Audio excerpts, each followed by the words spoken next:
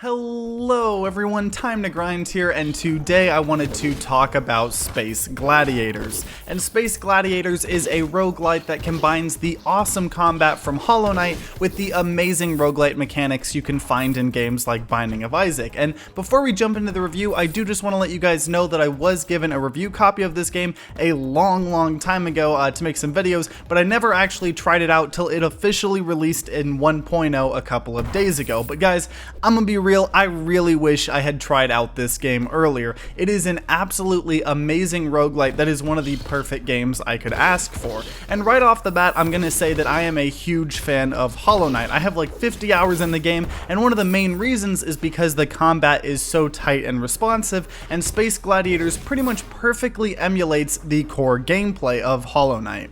So I would definitely recommend using a controller, as it is a 2D action platforming roguelite that allows you to attack in several different directions, and you can dash through enemies to get a little bit of invincibility frames. And not only do you have your main attack and dash, but you also have energy to use several different offensive and defensive active items. And you gain more energy by hitting enemies, pretty similarly to Hollow Knight. So you start off each run by getting 3 random items, which really help the variety of the early game, which is actually a big complaint I have with some roguelites, which is really awesome. It allows you to already start thinking about possible builds you could take the run in. And from there you go from room to room fighting enemies, dodging traps, getting items, and more. And there is a map that allows you to see all of the different paths you can go on. So you can kind of plan out your next couple of rooms you're going to go through based on what type of rewards you want and what type of challenges you think you can face. And the 2 main types of rooms the game throws at you are rooms with tons of enemies you have to kill, and rooms with a ton of traps that you have to get through. Also, there's obviously rooms that have a combination of both. And I will say the platforming trap rooms are actually pretty well made and normally not overly frustrating or anything. The game tends to always feel fair in the amount of challenge it gives you, while still staying very challenging. And as you get further and further in your run, they'll start being harder and harder encounter and trap rooms that you can tell the difference on the map that I talked about earlier. And when you get to the end of the floor, you have to fight in an arena. Before you enter the arena though, you get the choice of 3 different possible fights that all have varying difficulties and rewards. And I absolutely love this because it allows you to choose what boss reward you get, because there are some roguelites where you might just get a terrible boss item or an item that doesn't really fit with your build, and it never feels very good. And the arenas are pretty much these really challenging rooms that keep spawning a ton of enemies until you kill all of the enemies that you have to kill.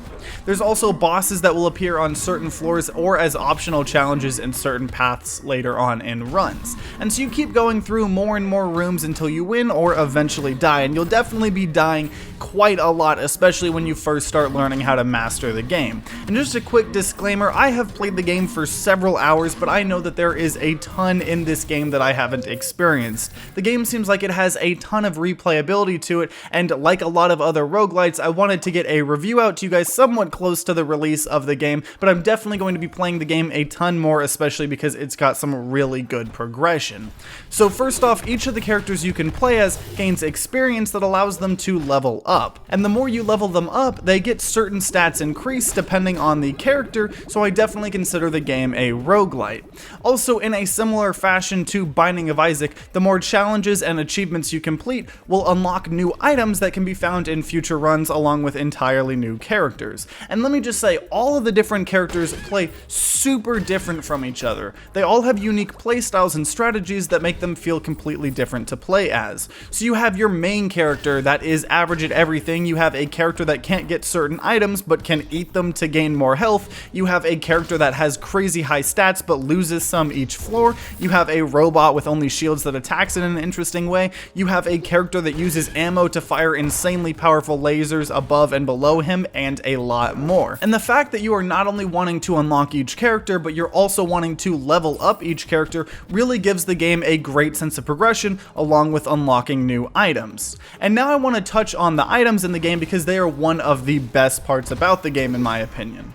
So right off the bat, I will say that there's like 15 different stats in this game. You have your basic things like health, strength, attack speed, and more, but you also have things like thorns, charisma, technology, and more. And it's a little overwhelming at first, but each stat has a specific purpose, and some items you get will actually scale with certain stats. So say you find a laser gun, which is an active offensive item, it will scale its damage the more technology you have. So you can kind of go into specific builds that way. Also, there are a ton of unique passive items along with these specific types of items as well. So you have your actives that I talked about previously, but you can also find dolls, which are a specific passive type of item that you can have one of at a time, and there's also outfits that give you stats and abilities along with some armor to protect your health. However, when your armor breaks, you lose the gear, so you'll have to find more if and when they break. And so the items just come together in really awesome ways to create amazing synergies that feel natural and are really fun to use, and that is always one of the best signs that you made an incredible roguelite. Also, the art style is a really impressive cartoon, kind of hand-drawn art style that I personally absolutely adore.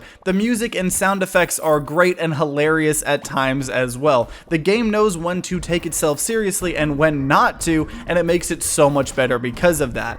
So overall, I would highly recommend Space Gladiators to any fan of 2D action platforming roguelites, and also anyone that's a fan of the gameplay of Hollow Knight in particular, just because this game emulates it so perfectly well in a roguelite fashion. Also, if the game seems like something you would enjoy, then click the top link in the description down below to buy a Steam key from my official game store to help support the channel and the developers at the same time. But if you have played Space Gladiators or just from watching gameplay, I would love to hear your guys' thoughts in the comments down below. Also, if you like roguelites as much as me, then definitely subscribe and ring that bell like all the big boy YouTubers say to see a ton more Let's Plays, reviews, and live streams, especially about roguelites, because I am so addicted to them. Also, if you want to see more gameplay of Space Gladiators, I actually have a couple of Let's Plays for it, so definitely check that out if you're interested. But if you're going to be grinding out some games of Space Gladiators, then I wish you guys luck, and see you all next time.